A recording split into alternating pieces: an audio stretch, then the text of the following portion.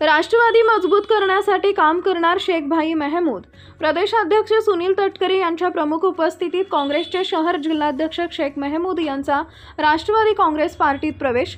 काँग्रेस पक्षाचे शहर जिल्हाध्यक्ष शेख भाई महमूद यांचा राष्ट्रवादी काँग्रेस पार्टीत प्रवेश झालेला असून प्रदेशाध्यक्ष सुनील तटकरे यांच्या प्रमुख उपस्थितीत राष्ट्रवादी काँग्रेस पार्टीचे जिल्हाध्यक्ष अरविंद अण्णा चव्हाण यांच्या मार्गदर्शनाखाली उपस्थित शेख महमूद यांनी जाहीर प्रवेश केलाय।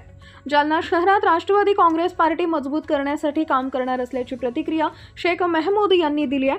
काँग्रेस पक्षाचे शहर जिल्हाध्यक्ष शेख महमूद यांनी काँग्रेस पक्षात पक्ष वाढवण्याचं काम तळागाळापर्यंत केलं आहे।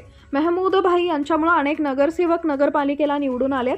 त्या धर्तीवर राष्ट्रवादी काँग्रेस पार्टीचे उमेदवार महानगरपालिकेवर निवडून आणण्यासाठी तागापर्यंत काम करणार असल्याची प्रतिक्रिया शेख महमूद यांनी दिली आहे।